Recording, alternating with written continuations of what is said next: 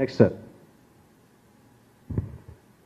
తూర్పుగోదావరి జిల్లా జన సైనికుల బలంతో వెనకాల ఉన్నటువంటి రథంతో వాళ్ళు పరిగెడుతుంటే ఆ రథం ఇటువైపు పరిగెత్తి మొత్తం ఉన్నటువంటి 19 నియోజకవర్గాల్లో తూర్పుగోదావరి జిల్లా మొత్తం వెతికి వెతికి వెతికి వెతికి వెతికి జల్లెడ పట్టి ఈ నియోజకవర్గం గెలుస్తుందా ఈ నియోజకవర్గం గెలుస్తుందని వెతికి పెడితే 18 నియోజకవర్గాలు కనపడలేదండి. కేవలం ఒక్క నియోజకవర్గం, అది కూడా టఫ్ ఫైట్లో ఉంది. చెప్తాను మీకు ఆ నియోజకవర్గాలు టఫ్ ఫైట్లు ఏంటి దాంట్లో ఏంటని.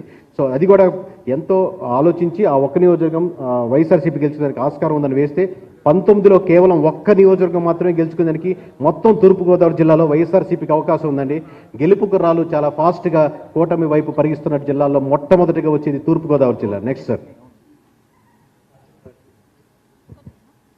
అలాగే ఇక్కడ కూటమి నుంచి మీకు టీడీపీ పోటీ చేస్తున్నటువంటి 13 నియోజకవర్గాలు, అంటే ఇందాక మీకు చూడంగానే అర్థం అవుద్ది, ఒక నియోజకవర్గం వైఎస్ఆర్సీపీ కైవసం చేసుకునేదానికి ఆస్కారం ఉంది. అలాగే 13 నియోజకవర్గాల్లో ఖచ్చితంగా టీడీపీ 12 నియోజకవర్గాలు 90% రేట్స్తో 12 నియోజకవర్గాలు గెలిచేదానికి ఆస్కారం ఉంది.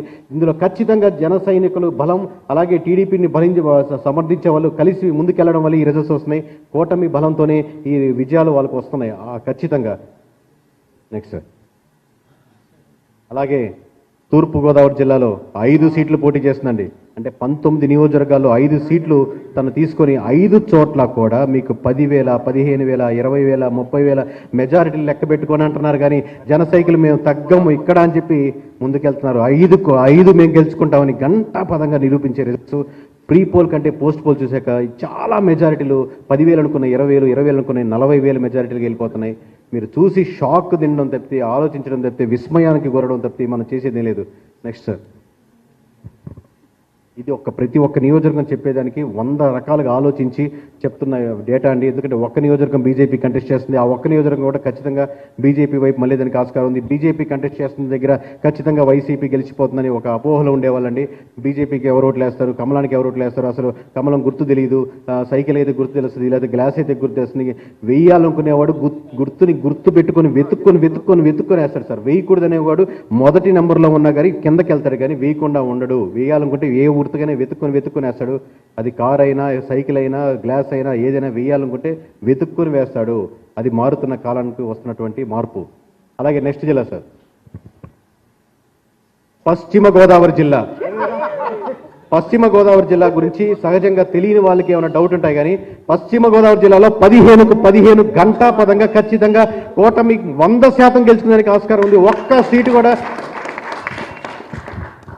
ఖచ్చితంగా నేను చెప్పేది నా నెంబర్ పేరు కాన్ఫిడెన్స్ సార్, మీ చప్పట్ల కోసం కాదు. సో బట్ మీ ఆనందాన్ని అర్థం చేసుకోగలను. 15 నియోజకవర్గాల్లో ఖచ్చితంగా కూటమి 15కి 15 చోట్ల గెలుచుకునేందుకు ఆస్కారం ఉంది. ఒక్క చోట కూడా రాసి పెట్టుకోండి, మార్క్ మై వర్డ్స్, ఈ రాష్ట్రం నివ్వెరపోయే రిజల్ట్స్ రాబోతున్నాయి. మార్క్ మై వర్డ్స్, 15కి 15 నియోజకవర్గాల్లో పశ్చిమ గోదావరి జిల్లాలో కూటమి కైవసం చేసుకునేందుకు 100కి 100% ఆస్కారం ఉంది. ఇకపోతే చూద్దాం సార్, ఏ నియోజకవర్గాల్లో ఎలా ఉందనేది, ఎవరెవరు కంటెస్ట్ చేశారనేది చూద్దాం, ఏ పార్టీకి ఎలా ఉందనేది చూద్దాం. ఇక్కడ టీడీపీ కంటెస్ట్ చేసినటువంటి 9కి 9 ఒక్క నియోజకవర్గం కూడా డౌట్ ఉండాల్సిన అవసరం లేదు. 9కి 9 కైవసం చేసుకుంటుంది. నెక్స్ట్ సార్, పశ్చిమ గోదావరి జిల్లా 6కు 6 నియోజకవర్గాలు, ఒక్క నియోజకవర్గం కూడా 10,000. మీరు మార్క్ ఈ 15 నియోజకవర్గాలు మెజారిటీలు వేసుకోండి సార్. కేకే అనేవాడి గురించి గుర్తుపెట్టుకోండి, ఏం చెప్తున్నాడు రాసి పెట్టుకోండి. 15 చోట్ల ఒక్క నియోజకవర్గం కూడా 10,000 మెజారిటీ.